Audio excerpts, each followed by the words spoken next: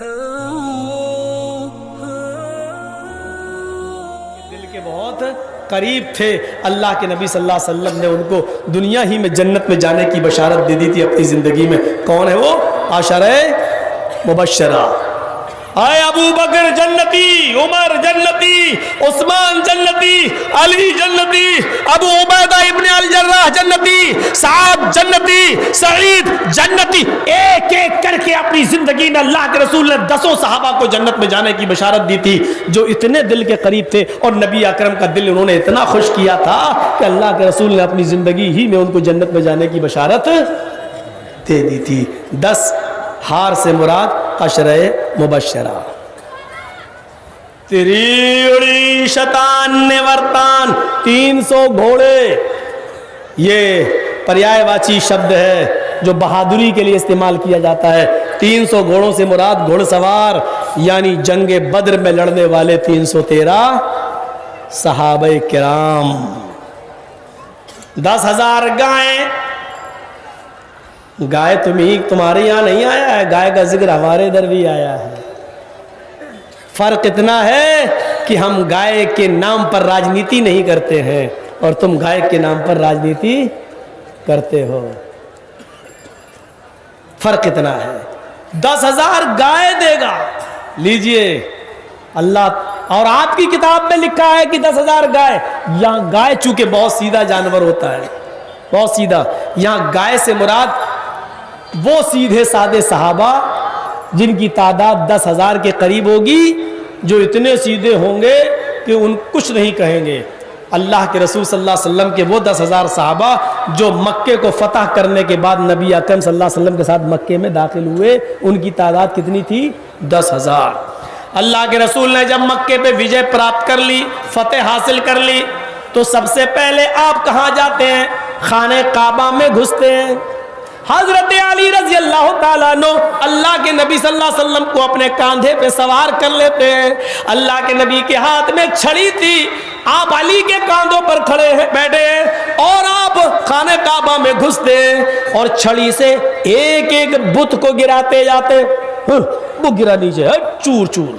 دوسرا وہ گیا نیچے، چور چور. ایک ایک بت کو گراتے جاتے اور ایک ایک بت کو گرا گرا کر کہتے جاتے جاء الحق وزهق الباطل ان الباطل كان زهوقا. حق آ گیا اور باطل مٹ گیا، اور باطل کو تو مٹنا ہی تھا، باطل کو تو مٹنا ہی تھا. میرے بھائیو، جب خانہ کعبہ کو 360 بتوں سے پاک کر دیا تب آپ باہر نکلے. جب باہر نکلے تو لوگ کھڑے ہیں لائن سے. ایک صحابی ہے حضرت سعد، وہ چیخ چیخ کر کہہ رہے ہیں آج تو بدلہ لیا جائے گا، آج کے دن تو بدلے کا دن ہے. اے مکے والو، تم نے ہمارے رشتہ داروں کو مارا، ہمیں بہت ستایا، ہمیں مار مار کے مکہ چھوڑ کے مدینے جانے پہ مجبور کیا. تم نے خون کی ندیاں بہائی ہمارے بیٹوں سے، ہمارے بھائیوں سے.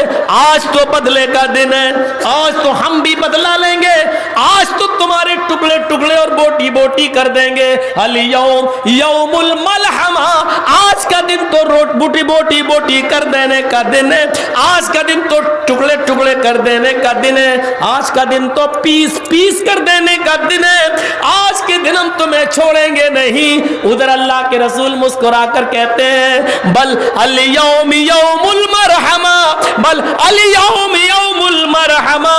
نہیں نہیں اے مکے والو، سعد کی باتوں میں مت آنا، وہ تو ایسے ہی جوش میں کہہ رہے ہیں. آج کا دن قتل کا دن نہیں ہے، آج کا دن مارنے پیڑنے کا دن نہیں ہے، آج کا دن کسی پر ظلم کرنے کا دن نہیں ہے، بل الیوم یوم المرحمہ. آج کا دن تو رحم و کرم کا دن ہے، آج کا دن تو ایک دوسرے کو معاف کر دینے کا دن ہے. آپ نے پھر ایک ایک کر کے سارے کافروں کو معاف کر دیا کہ نہیں جاؤ میں تمہیں نظر انداز کر رہا ہوں، جاؤ میں تمہیں معاف کر رہا ہوں. تو یہ 10,000 صحابہ نے اللہ کے رسول کے فیصلے پر فوراً سر جھکا دیا. ہاں ٹھیک ہے، آپ نے کہہ دیا تو صحیح ہے. یہ ہے 10,000 صحابہ کرام جو نبی اکرم کے ساتھ گئے. تو 10,000 گایوں سے مراد فتح مکہ کے دن 10,000 صحابہ کی وہ جماعت جو نبی کے ساتھ تھی، یہ 10,000 گائے. اتکلوگت جنیشو کھرگر میوری دھرمترائے ستوینی بھگوان اترشیتی. کون ہے اس منتر میں؟ ست یگ کے گزر جانے کے بعد، تریتا یگ کے گزر جانے کے بعد، دوآپر یگ کے گزر جانے کے بعد، کل یگ کے زمانے میں تھوڑا سا کل یگ کے گزر جانے کے بعد کل کی آئیں گے. اتکلو گت پرائے. ہندو دھرم میں 7 یگ ہوتے ہیں، 4 یگ ہوتے ہیں نا، ست یگ، تریتا یگ، دوآپر یگ اور کل یگ. تو 3 یگ میں نہیں، آخری نبی کب آئیں گے؟ کل یگ میں. کل یگ کا مطلب بالکل جب گھور اندھیرا ہوگا، ظلم اور جہالت حد سے زیادہ ہوگی، تب آخری نبی آئیں گے. اتکلوگت پرائے. کل یگ کے کچھ گزر جانے کے بعد، اتکلوگت پرائے جنیشو کھرگر مڑی، ساری جنتا جب جانوروں کی طرح ہو جائے گی، ایک دوسرے کو قتل کرے گا، جانور بن جائے گا. دھرمت تراڑائے ستوین. تب دھرم کی رکشا کرنے کے لیے، ستوین اور سچائی کو استھاپت کرنے کے لیے بھگوان اوترشیتی، بھگوان کلکی کا اوترن ہوگا، آخری نبی اتریں گے. یہ لیجئے، کل یگ کے کچھ گزر جانے کے بعد گھور اندھیرا تھا، جہالت عام تھی، اندھیرا ہی اندھیرا تھا.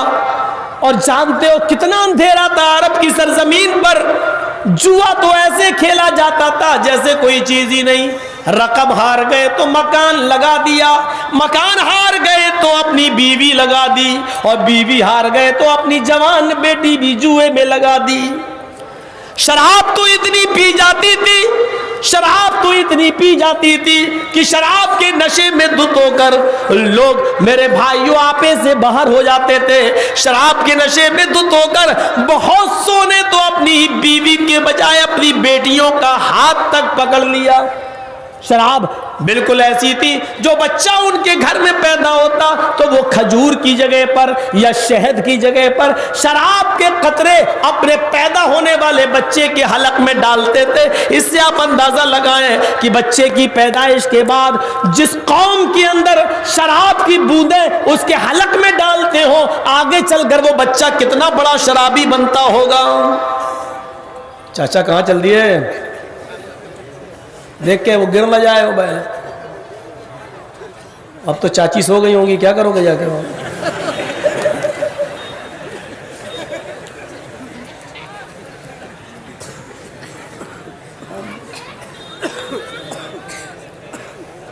ڈسٹرب ہو جاتا ہے.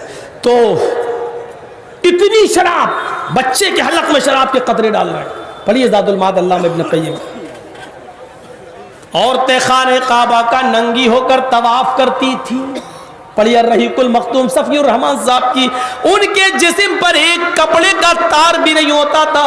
عورتیں خانہ کعبہ کا بالکل ننگی ہو کر، برہنہ ہو کر طواف کرتی تھیں. جب اللہ کے رسول کو نبی بنا کر بھیجا گیا تو آپ نے خانہ کعبہ کی حرمت کو باقی رکھا. اور قرآن میں یہ آیت نازل ہوتی ہے، یا بنی آدم خذوا زینتکم عند کل مسجد. آئے آدم کے بیٹو، جب بھی مسجد میں جایا کرو، اللہ کے گھر میں جایا کرو، تو مکمل لباس پہن لیا کرو، مکمل ڈریس پہن لیا کرو، مکمل زینت اختیار کر لیا کرو. خانہ کعبہ کا عورتیں جب ننگی طواف کرتی تھی اور اللہ کے رسول کو جب نبی بنا کر بھیجا گیا تو اللہ تعالیٰ نے یہ آیت نازل کر کے خانہ کعبہ کے اندر ننگا طواف کرنے سے عورتوں کو منع کر دیا. پھر عورتوں کے لیے وہ نیم اور وہ قانون بنا دیے کہ میری بہنوں، میری ماں ہو، میری قوم کی بیٹی ہو، اسلام نے اتنے قانون بنا دیے کہ تم سر کے بال کھول کر بھی باہر نہیں نکل سکتی ہو، تم اپنا چہرہ کھول کر بھی باہر نہیں نکل سکتی ہو.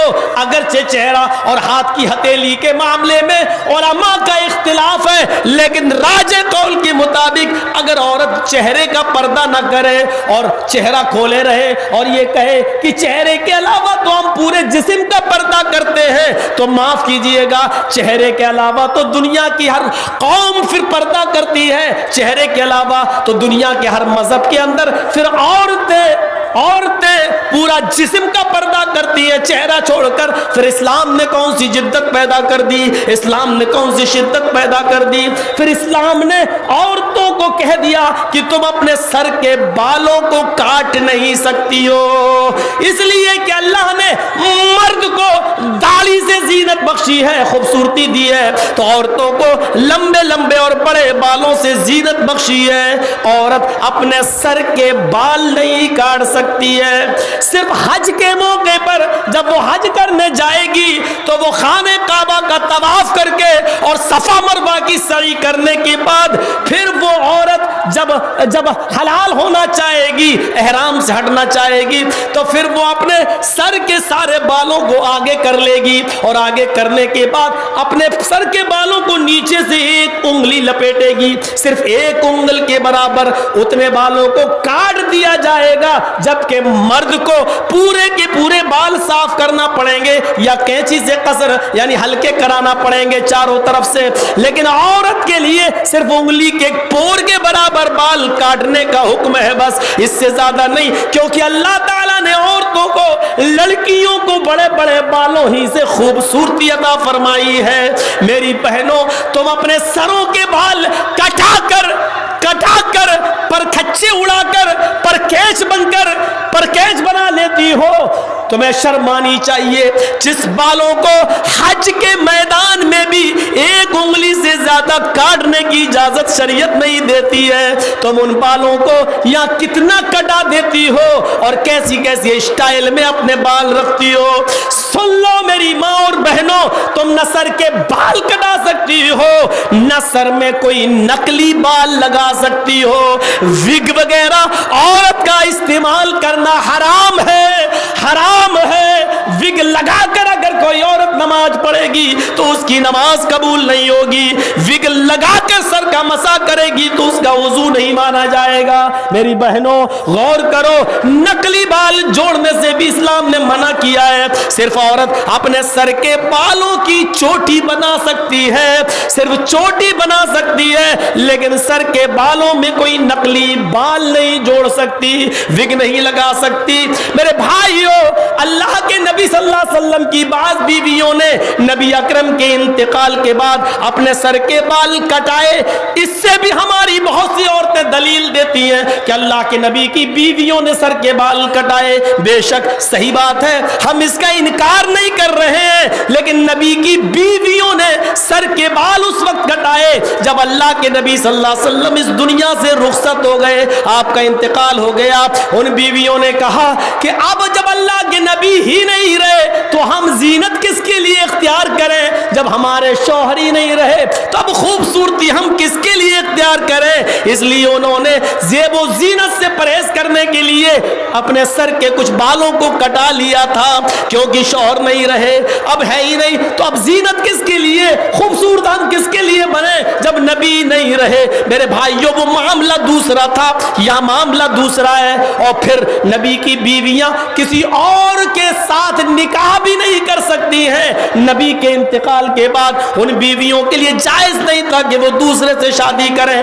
اس لیے جب وہ دوسروں سے شادی نہیں کر سکتی تھی اور نبی بھی نہیں ہے تو خوبصورتی کس کے لیے ہے ہی کس کے لیے اپنائیں؟ اس لیے انہوں نے سر کے بال کٹائے. میری بہنوں، تمہارے لیے جائز نہیں ہے کہ اپنے سر کے بالوں کو کٹاؤ. پھر اسلام نے زینت میں اس چیز کو بھی شامل کیا ہے. اب اگر قرآن کی آیت پر غور کریں تو مکمل لباس کے ساتھ ساتھ مکمل زینت میں سر کے بال بھی شامل ہیں. یا بنی آدم خذوا زینتکم عند کل مسجد، اے آدم کے بیٹو، اے بنی آدم، جب تم اللہ کے گھر کی طرف جاؤ، مسجدوں کی طرف جاؤ تو مکمل لباس پہن لیا کرو، زینت اختیار کر لیا کرو. اتنی جہالت تھی عرب کی سرزمین پر اتنی جہالت تھی کہ باپ کے مرنے کے بعد میں نے دیکھا کہ میری ماں بڑی خوبصورت ہے، میرا باپ مر گیا ہے، اب میری ماں کے ساتھ کوئی دوسرا شادی نہ کر لے تو کیوں نہ میں ہی اپنی ماں کو اپنی بیوی بنا لوں۔ وہ لڑکا اپنی ماں کو باہر نکالتا، اپنے گھر سے ایک چادر اٹھاتا اور اعلان کر کے اپنی ماں کا ہاتھ پکڑ کر کہتا، لوگو یہ میری ماں تھی لیکن اب میں نے اپنی چادر اپنی ماں کے اوپر ڈال دی، آج کے بعد یہ میری ماں نہیں ہے، آج کے بعد یہ میری بیوی ہو گئی ہے۔ اپنی ماں ہی کو وہ اپنی بیوی بنا لیا کرتا تھا۔ جہالت اس حد تک آگے بڑھ چکی تھی، اتکلوگت پرائے جریشو کھرگر بڑی، جب ساری جنتا جانوروں کی طرح جہالت پر اتر جائے گی، دھرمت تراڑائے، تب دھرم کی رکشا کرنے کے لیے ستوین بھگوان اترشیتی، بھگوان کل کی کا اتر ہوگا، تب اللہ تعالیٰ آخری نبی کو اس زمانے میں بھیجے گا۔ اس زمانے میں آئے جناب محمد رسول اللہ صلی اللہ علیہ وسلم، جب ساری جنتا جانوروں کی طرح ہو چکی تھی۔ اس سے زیادہ جانوریت ہوگی؟ ماں ہی کو اپنی بیوی بنا لو، اس سے بڑی جہالت کہاں ہوگی؟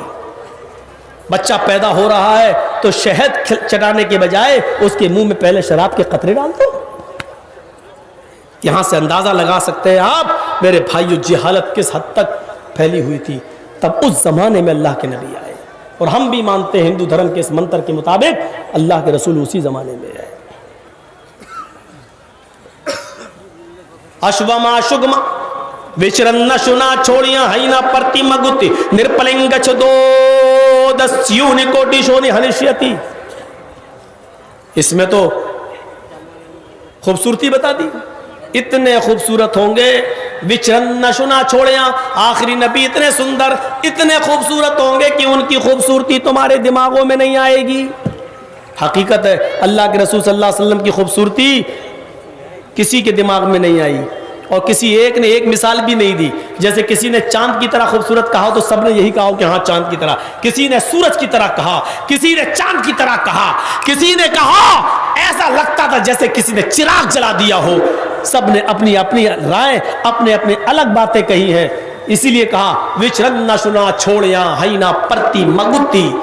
اتنے خوبصورت ہوں گے محمد آخری نبی صلی اللہ علیہ وسلم کہ ان کے شریر سے اتلیہ تیز کی کرنیں چھٹک رہی ہوں گی، ان کے شریر سے اتلیہ تیز کی کرنیں چھٹک رہی ہوں گی، ارتھات اتنے کانتیوان اتنے سندر ہوں گے کہ ان کی سندرتا کی، ان کی خوبصورتی کی مثال نہیں دی جا سکتی ہے۔ اللہ کے رسول اتنے خوبصورت تھے، اتنے۔ ایک عورت، ایک صحابیہ کہتی ہے اللہ کے نبی صلی اللہ علیہ وسلم کا چہرہ اندھیرے میں دیکھتی تھی تو کبھی کبھی اندھیرے میں اللہ کے نبی آ جاتے تھے تو نبی کے آ جانے کے بعد مجھے ایسا لگتا تھا جیسے کسی نے چراغ جلا دیا ہو۔ کسی نے تو اللہ کے نبی صلی اللہ علیہ وسلم کے بارے میں چاند اور سورج سے بھی تشبیہ دے دی۔ جابر ابن سمرہ کی روایت میں شمائل ترمذی میں اگرچہ وہ ضعیف ہے لیکن یہاں تک کہہ دیا تھا کہ جابر ابن سمرہ نے اے اللہ کے نبی آسمان پر جو چاند چمک رہا ہے اس کو دیکھتا ہوں اور آپ کو دیکھتا ہوں، پھر اس کو دیکھتا ہوں تو آپ کو دیکھتا ہوں، پھر میں اس نتیجے پہ پہنچتا ہوں اس چاند کو بھی اگر حسن ملا ہے تو وہ میرے نبی کے چہرے سے ملا ہے، اس چاند کو بھی خوبصورتی ملی ہے تو وہ میرے نبی کے چہرے سے ملی ہے۔ اتنے خوبصورت تھے، اتنے خوبصورت تھے، اتنے خوبصورت تھے کہ حضرت حسان ابن ثابت نے نبی کو دیکھا تو چیخ اٹھے وَأَحْسَنَ مِنْكَ لَمْ تَرَ قَطُّ عَيْنِي وَأَجْمَلَ مِنْكَ لَمْ تَلِدِ النِّسَاءُ۔ اے نبی آپ اتنے خوبصورت ہیں، اے نبی آپ اتنے سندر ہیں، وَأَحْسَنَ مِنْكَ لَمْ تَرَ قَطُّ عَيْنِي کہ میری آنکھوں نے آپ سے زیادہ حسین نہیں دیکھا، وَأَحْسَنَ مِنْكَ لَمْ تَرَ قَطُّ عَيْنِي اے محمد صلی اللہ علیہ وسلم میری آنکھوں نے آپ سے زیادہ حسین نہیں دیکھا، وَأَجْمَلَ مِنْكَ لَمْ تَلِدِ النِّسَاءُ اور آج تک دنیا کی کسی عورت نے آپ سے زیادہ خوبصورت بچہ پیدا ہی نہیں کیا، آپ سے زیادہ خوبصورت بچہ پیدا ہی نہیں کیا۔ حضرت عائشہ چرخہ چلا رہی ہیں اور اللہ کے نبی اپنے پیر کا جوتا صحیح کر رہے ہیں، ایسے سی رہے ہیں، ایک جوتا کہیں سے پھٹ گیا تھا تو سی رہے ہیں۔ کیسا نبی، اپنے جوتے بھی سل لے رہے ہیں. اتنی سمپلٹی, اتنی سادگی, اپنا جوتا سل رہے ہیں. اچانک عائشہ صدیقہ نے دیکھا اللہ کے رسول کی پیشانی سے, ماتھے سے پسینہ ٹپک رہا ہے. پسینے کی ایک بوند زمین پہ ٹپکی. انہوں نے چرخہ چلانا بند کر دیا اور دیکھنے لگی حضرت عائشہ اللہ کے رسول کو. اللہ کے رسول نے دیکھا چرخے کی آواز بند ہو گئی تو جوتا سیتے سیتے ایسے دیکھا, عائشہ مجھے دیکھ رہی ہے. کہا کیا ہوا عائشہ, ایسے کیا دیکھ رہی ہو؟ حضرت عائشہ نے جواب دیا, اے اللہ کے رسول, اللہ نے خوبصورت تو آپ کو پہلے ہی ویسے ہی بنایا تھا. اللہ نے خوبصورت تو آپ کو پہلے ہی سے بنایا, لیکن ابھی میں نے دیکھا آپ جوتا سل رہے ہیں, آپ کی پیشانی پر پسینہ آیا ہے. پسینے کی ایک بوند, ایک قطرہ ابھی آپ کے ماتھے سے ٹپکتا ہوا زمین پر گر گیا.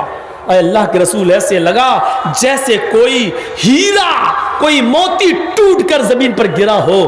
اتنا خوبصورت منظر میں نے اس سے پہلے کبھی نہیں دیکھا. اللہ کے نبی صلی اللہ علیہ وسلم اٹھتے ہیں اور حضرت عائشہ کی پیشانی کا بوسہ لیتے ہیں. اے اللہ کے نبی, آج آپ اتنے خوبصورت نظر آئے کہ ابو کبیر حذلی اگر آج زندہ ہوتا تو اس نے اپنی محبوبہ کے لیے, اپنی معشوقہ کے لیے جو شعر پڑھا تھا, آج اگر وہ آپ کو دیکھ لیتا تو اپنی محبوبہ سے وہ شعر چھین لیتا اور آپ کو دے دیتا اور کہتا کہ میری محبوبہ اس خوبصورتی کے لائق نہیں جتنے خوبصورت جناب محمد رسول اللہ ہیں.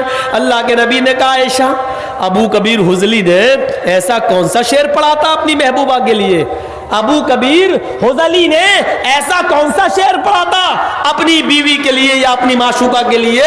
تو حضرت عائشہ صدیقہ کہنے لگی, اے اللہ کے نبی, اس نے اپنی محبوبہ یا معشوقہ کے لیے جو شعر پڑھا تھا وہ یہ تھا جس کا مفہوم یہ تھا کہ اے میری محبوبہ تو اتنی خوبصورت ہے, اتنی حسین و جمیل ہے, اتنی خوبصورت ہے کہ اگر تجھے کسی کمرے میں بند کر دیا جائے اور چاروں طرف سے اندھیرا کر دیا جائے, برقت کا برق العارض المتحللی, تو اندھیرے کمرے میں تیرے پہنچ جانے سے ایسا لگے گا جیسے چاند چمک گیا ہو, پورا کمرہ روشن ہو گیا ہو. اے اللہ کے نبی, اس نے اپنی معشوقہ کو اندھیرے کمرے میں جانے کے بعد روشن کمرے سے تعبیر کر دیا تھا کہ کمرہ چمک جائے گا. اگر آج وہ زندہ ہوتا اور آپ کو دیکھتا تو کہتا اتنی خوبصورت تو صرف جناب محمد رسول اللہ ہی ہے, ہماری معشوقہ میں یہ صفت نہیں پائی جاتی ہے. اے اللہ کے رسول, وہ شعر آپ سے اپنی بیوی سے یا معشوقہ سے چھین کر آپ کو دے دیتا. اللہ کے نبی نے فرمایا, اللہ عائشہ تو میں, اے اللہ عائشہ کو تو خوش رکھ جس طرح اس نے مجھے خوش کیا ہے. میرے بھائیوں, اس طریقے سے تعریفیں ہوتی تھیں. شوہر بیوی کی کر رہا ہے اور بیوی شوہر کی کر رہی ہے.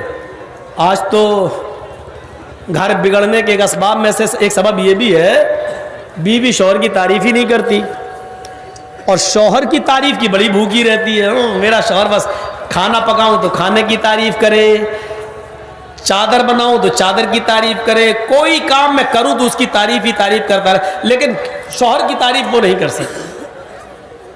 اور کہتے ہیں کہ ایک زمانے میں ایک پیر صاحب تھے, ان کی بیوی انہیں پیر ہی نہیں مانتی تھی. وہ بہت بار کہا کہ ارے میں پیر ہوں, بہت تیرے جیسے 336 پیر روز آتے نا, وہ مانتی ہی نہیں تھی. ایک بار اس نے آسمان پر کسی کو اڑتے ہوئے دیکھا تو اپنے شوہر سے کہتی ہے, سنا پیر بنتے ہو؟ پیر تو وہ تھا جو آسمان پہ اڑ رہا تھا, آج میں نے دیکھا ہوا میں اڑ رہا ہے, مصلی بچھا ہے, اسی میں کھڑے ہو کے نماز پڑھ رہا ہے. اب شوہر کو چرایا بھوت پیر کا, تم نے دیکھا اسے؟ بیوی نے کہا, ہاں تو ہوا میں دیکھا, ہاں مصلی بچھایا تھا, ہاں اس پہ کھڑے ہو کے نماز پڑھ رہا تھا, ہاں. ارے وہ میں ہی تو تھا. شوہر بولا اس کا, ارے وہ میں ہی تو تھا. بیوی بولی, تم تھے؟ کہاں؟ ہاں لگا تھا تم تھے. کہا کیوں, کیا ہوا؟ کہا اسی لیے ٹیڑھے ٹیڑھے اڑ رہے تھے, سیدھے نہیں اڑ رہے تھے. پھر کمی نکال دی. ابھی تعریف کی تھی, لیکن اب جب سنا کہ وہ میں تھا تو کہتے ہیں تبھی تو ٹیڑھے ٹیڑھے اڑ رہے تھے. ایک مرید بیچارہ سو رہا, سوتے سوتے خواب میں دیکھا کہ میرے پیر صاحب جنت میں گھوم رہے ہیں, یہ حور پکڑ رہی ہے انہیں, وہ حور پکڑ رہی ہے, اب کھینچ رہی ہے, وہ کہہ رہی میرے پاس آ, وہ کہہ رہی یار پیر کی زندگی کتنی اچھی ہے یار, آنکھ کھل گئی, یہ تو دنیا میں ہم ہیں. ارے پیر صاحب کو جنت میں دیکھا میں نے, صبح فجر کی نماز کے بعد گیا, چلو پیر صاحب کو خوشخبری سنا دوں کہ آج میں نے خواب میں تمہیں جنت میں دیکھا. جیسے ہی وہ دروازے پہ پہنچا تو اندر سے آواز آ رہی ہے, تو اس نے دروازہ کھٹکھٹایا, لیکن دروازہ کھلا بعد میں, پہلے پٹنے کی آواز آ رہی تھی. بیوی جھاڑو سے پیٹ رہی ہے شوہر کو, پیر صاحب کو, پیر کی بیوی تڑا تڑ جھاڑو پڑ رہی ہے. مرید کہتا میں تو خوشخبری سنانے آیا کہ میں نے خواب میں تمہیں جنت میں دیکھا, یہاں تو بہت برا حال ہے تمہارا. تھوڑی دیر کے بعد دروازہ کھلا تو پیر صاحب بولے ہاں کیا ہوا, کیسے آئے؟ کہا بیوی کا غصہ مجھ پہ کیوں اتار رہے ہو بھائی؟ کہا رے کوئی بات نہیں, اچھا بتاؤ کیسے آئے؟ کہا رے بھائی کچھ نہیں, جانے دو, اب آئے ہو تو بتاؤ. ارے یار میں نے رات میں خواب میں دیکھا تھا, تو خواب بتانے آیا تھا آپ کو. کیا دیکھا خواب میں؟ بولو میں خواب کی تعبیر بتاتا ہوں, بتاؤ کیا ہے؟ ارے صاحب آپ میرے خواب کی تعبیر چھوڑیے, اپنے خواب کی تعبیر معلوم کرو. کہا کیا؟ ارے میں نے خواب میں دیکھا ہے کہ تم جنت میں گھوم رہے ہو, یہ حور پکڑ کے کھینچ رہی, وہ حور پکڑ کے کھینچ رہی, چاروں طرف سے تمہاری عزت ہی عزت ہو رہی ہے, دودھ کی شہد کی نہروں میں تم تیر رہے ہو. میں سوچ رہا تھا کہ آپ کو یہ خواب بتا دوں, یہاں آنے کے بعد دیکھ رہا ہوں کہ آپ کی بیوی آپ کو جھاڑوؤں سے پیٹ رہی ہے, اتنا برا حال آپ کا. اس نے کہا کہ تم نے خواب بالکل صحیح دیکھا ہے. مرید نے کہا کیا خواب صحیح دیکھا ہے؟ یہاں آنے کے بعد تعبیر تو بہت بری دیکھی ہے. ارے پاگل ہو کیا, تمہیں معلوم نہیں ہے, تم نے جنت میں جو دیکھا وہ تو بالکل صحیح دیکھا خواب میں, لیکن تمہیں یہ نہیں معلوم جنت ملی کیسے ہے. کہا کیسے ملی؟ کہ روز اپنی بیوی کی چپل اور جھاڑو کھاتا ہوں اور اس پہ صبر کرتا ہوں, اس صبر کے بدلے میں ملی, اس صبر کے بدلے میں ملی ہے. تو جب یہ ماحول ہوگا تو اس گھر میں رونق کیسے آئے گی؟ اللہ کے رسول عائشہ کی تعریف کر رہے ہیں تو عائشہ بھی اللہ کے رسول کی تعریف کر رہی ہیں.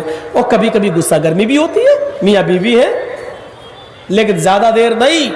ایک بار اللہ کے رسول کے پاس کچھ کھجور آئے تو حضرت عائشہ ناراض تھی اللہ کے نبی سے, تو اللہ کے رسول ان کے پاس گئے, کہا عائشہ لو کھجور کھاؤ. تو وہ غصے میں تھی, نہیں مجھے بھوک نہیں ہے, اور چہرہ ایسے کر لیا. تو اللہ کے رسول پھر پلٹے. ہمارے ہاں کیا ہوتا, اگر ہم لوگوں کی بیوی ہوتی ہے, کہیں سے کوئی چیز آ جائے غصے میں ہے تو لے کھا لو, اور منع کر دے نہیں ہم نہیں کھائیں گے, تو ہم کیا کریں گے؟ اور منہ ایسے کر لے تو ہم اس کی طرف نہیں جائیں گے, بلکہ اس کا منہ پکڑ کے کہیں گے اے کھا رہی نہیں کھا رہی, نخرے اور دکھا رہی, ایک تو کھلا رہا ہوں پیار سے, کھا لے. ہمارا حال یہ ہے.